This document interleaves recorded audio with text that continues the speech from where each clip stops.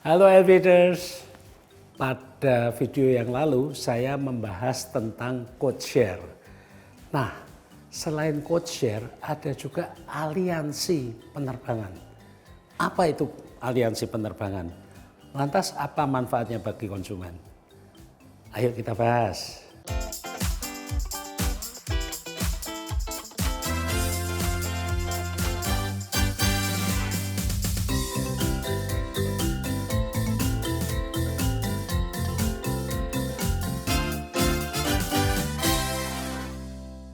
Elevators, saya yakin Elevators sudah pernah melihat atau mendengar tentang Star Alliance, tentang One World, tentang SkyTeam. Nah, di Indonesia terutama SkyTeam karena Garuda adalah anggota dari SkyTeam.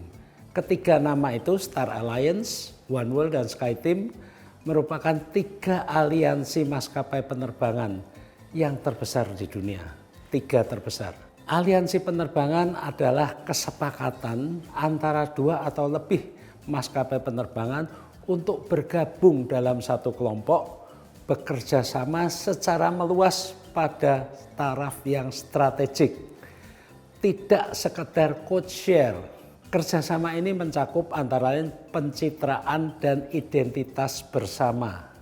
Kita perhatikan anggota aliansi juga mencantumkan logo aliansi pada pesawat-pesawatnya. Bahkan ada pesawat yang khusus livery-nya hanya logonya aliansi tersebut. Kemudian anggota aliansi ini juga berbagi menggunakan fasilitas dan infrastruktur bersama, menggunakan sistem reservasi yang terpadu, bahkan berbagi staf bersama untuk check-in dan sebagainya. Mereka juga melakukan pengadaan bersama-sama. Tujuannya adalah untuk menghemat biaya.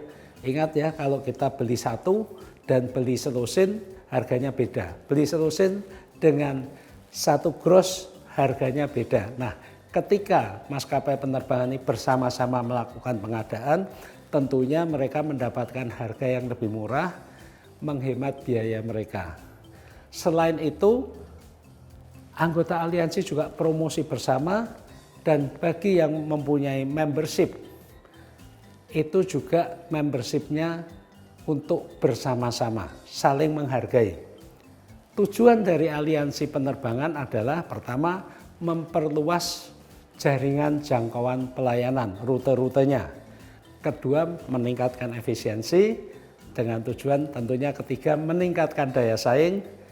Dan bagi konsumen kita mendapatkan seamless connection. Seamless connection ini adalah kita dapat melakukan koneksi penerbangan tanpa berpindah-pindah, baik itu penumpangnya maupun bagasinya. Sedikit sejarah tentang aliansi penerbangan. Aliansi pertama itu terjadi pada tahun 1930-an.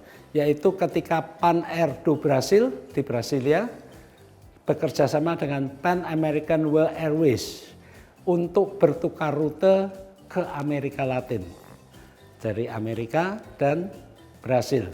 Pada tahun 1990 tercapai kesepakatan African Joint Air Services yang melibatkan Tanzania, Uganda, dan Zambia, yang kemudian melahirkan Alliance Air pada tahun 1994 dengan South African Airways, Air Tanzania, dan Uganda Airlines, serta pemerintah Uganda dan Tanzania sebagai pemegang sahamnya.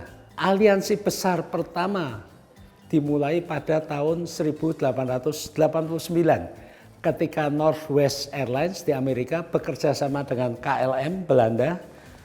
Mereka menyetujui perjanjian codeshare skala besar saat itu. Pada tahun 1997, Star Alliance dideklarasikan pada tanggal 14 Mei 1997. Ketika dideklarasikan, Star Alliance terdiri dari 5 maskapai dari 3 benua, yaitu United Airlines dan Air Canada dari benua Amerika, kemudian Scandinavian Airlines dan Lufthansa dari benua Eropa, dan Thai Airways dari Asia. Saat ini Star Alliance beranggotakan 26 maskapai penerbangan.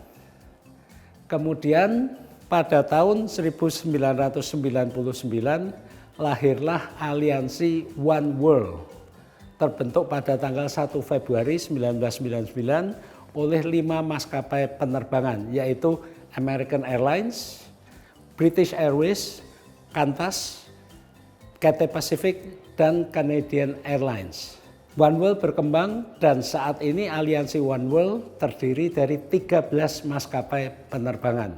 Elevators, aliansi yang termuda adalah aliansi SkyTeam yang dibentuk pada tahun 2000 oleh 4 maskapai penerbangan, yaitu Delta Airlines, Amerika, Air France di Eropa, Korean Air di Asia, dan Aeromexico di Amerika Selatan. Saat ini Star Alliance berkembang dan beranggotakan 19 maskapai penerbangan.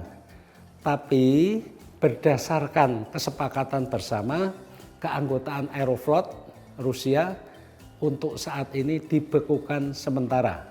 Pada tahun 2023 yang lalu, aliansi SkyTeam mengangkut atau menerbangkan 437 juta penumpang.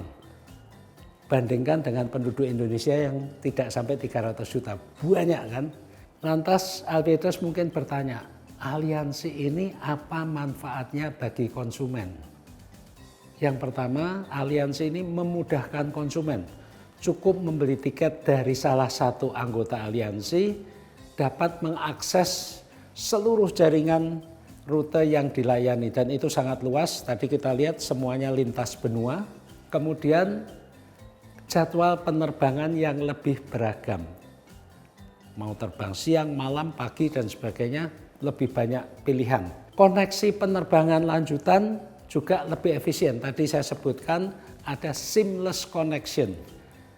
Lebih efisien dari aspek waktu dan prosesnya, karena ketika kita harus mengambil penerbangan lanjutan tidak perlu check-in lagi, tidak perlu masukkan bagasi lagi. Check-in satu kali, kita sudah sampai ke tujuan akhir.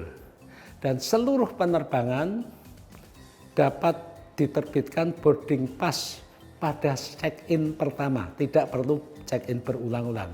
Dengan demikian, bagi kita juga lebih mudah melacak bagasi jika sampai bagasi kita itu sempat tersesat atau hilang, karena semuanya terpadu. Demikian juga kalau kita mau melakukan reschedule, reroute, itu juga lebih mudah daripada tidak ada aliansi. Dan yang tidak kalah pentingnya adalah harga tiket menjadi lebih murah daripada kalau kita membeli tiket sendiri-sendiri untuk setiap sektor penerbangan. Kita cukup membeli tiket pada satu maskapai, itu sudah mencakup semua, jelas lebih murah daripada kalau kita beli satu sektor, beli sendiri, sektor lain beli sendiri. Tidak kalah pentingnya juga kalau kita menjadi member dari salah satu airline anggota dari aliansi ini, poin dan fasilitas keanggotaan ini juga diterima oleh seluruh maskapai yang tergabung dalam aliansi tersebut. Statusnya juga sama.